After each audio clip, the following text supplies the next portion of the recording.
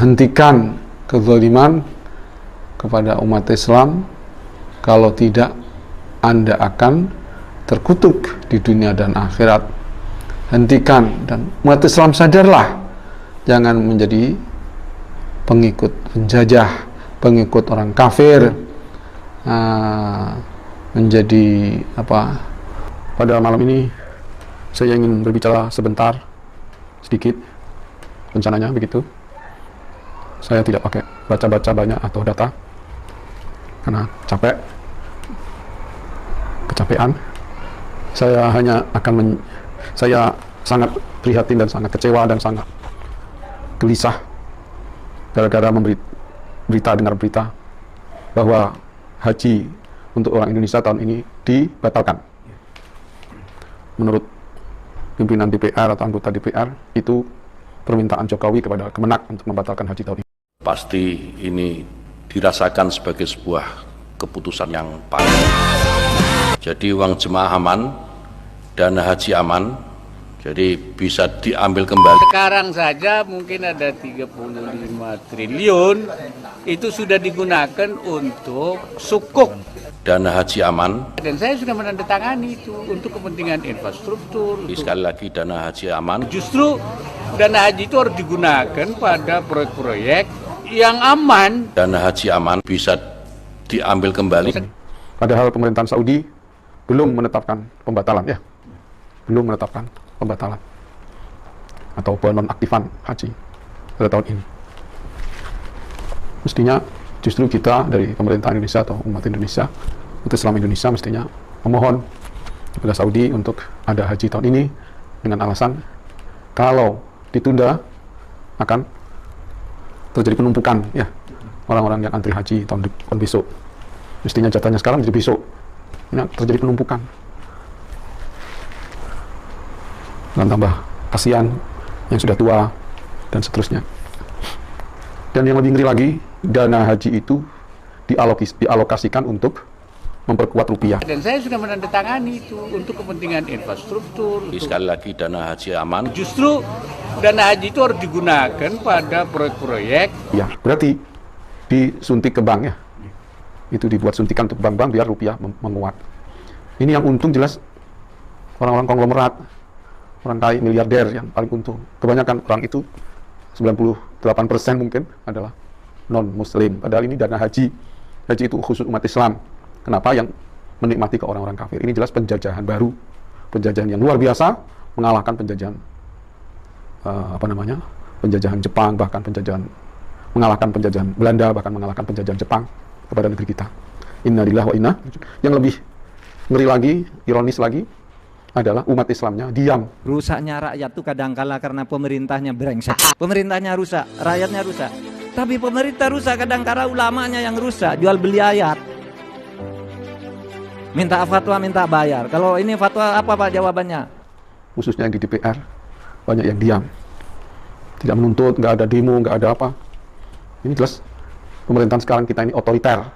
Katanya demokrasi, partai demokrasi, ya. Tapi nyatanya otoriter sekali.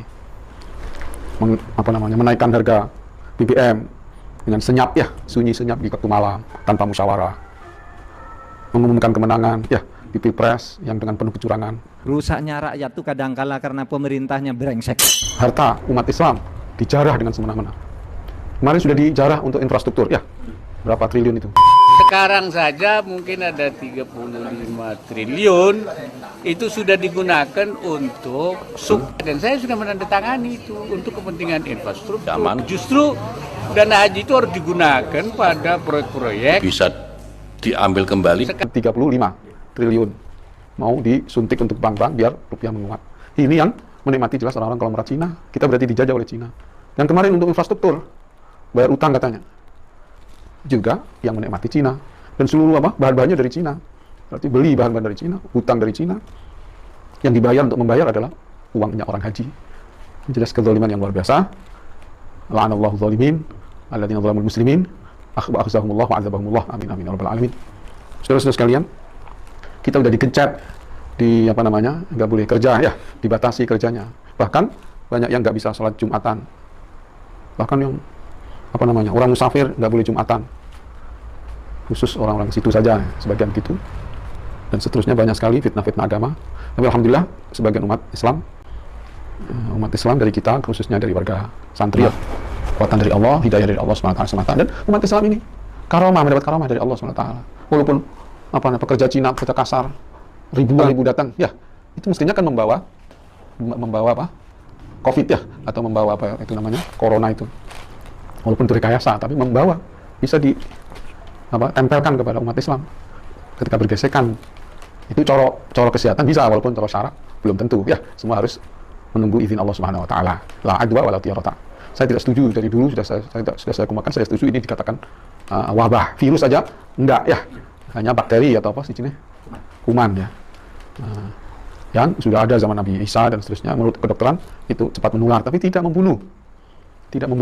Ada pun yang sekarang diberitakan mati karena corona itu sebetulnya memang punya penyakit jantung, punya penyakit liver, punya penyakit paru-paru dan seterusnya.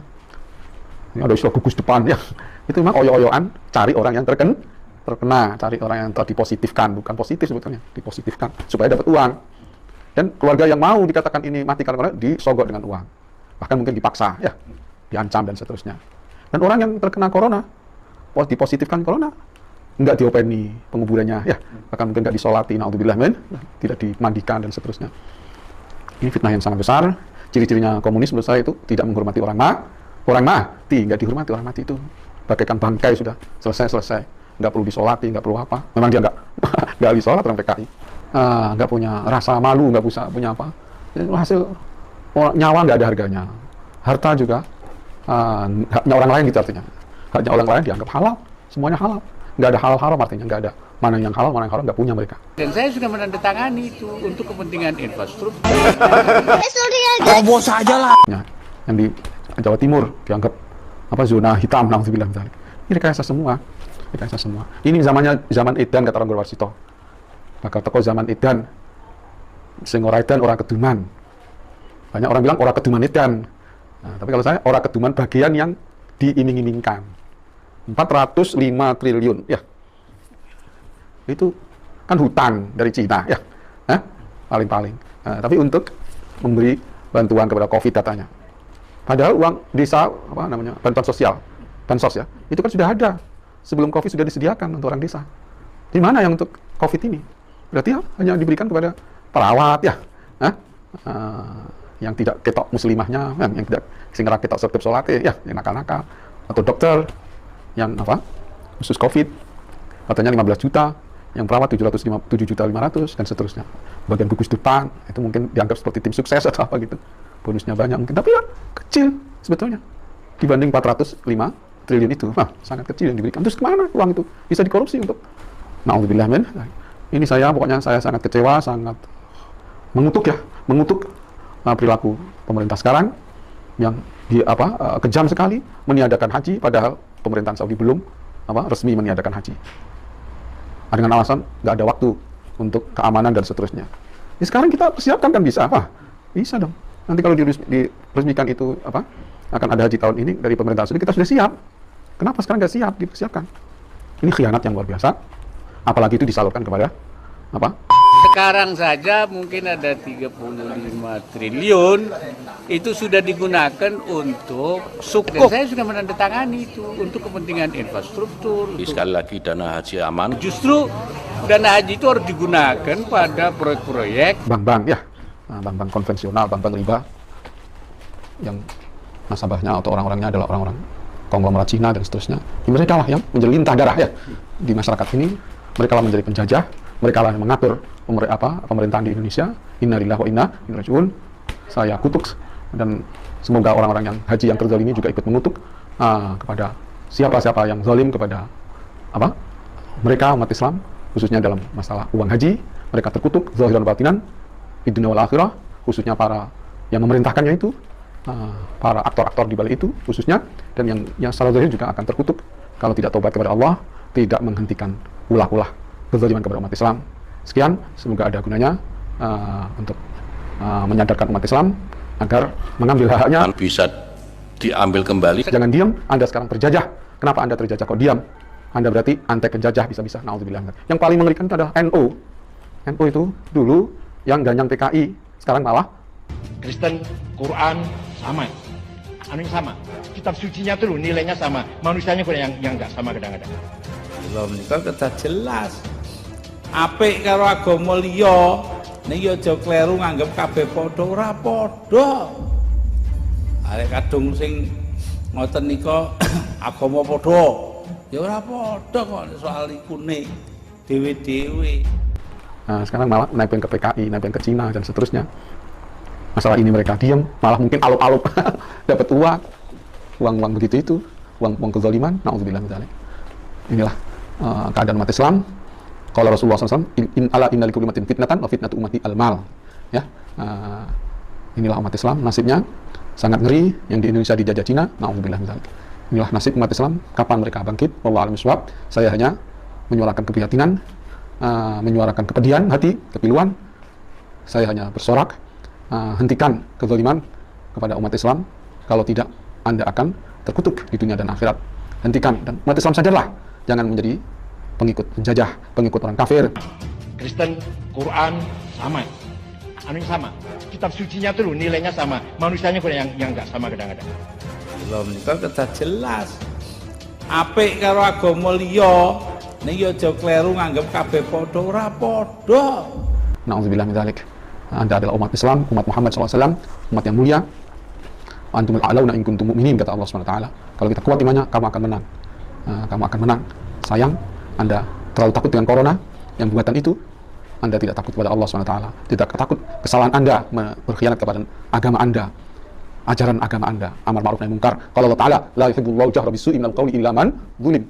Kalau Anda zalim, boleh berteriak. Nabi Muhammad SAW mengirim sahabatnya ke Habasyah. Itu karena dizalimi oleh orang Mekah. Boleh kita action ya, memperlihatkan kita dizalimi, biar orang tahu. Akhirnya mengutuk-ngutuk orang yang zalim, akhirnya bisa tumbang. Cukup sekian. Assalamualaikum warahmatullahi wabarakatuh.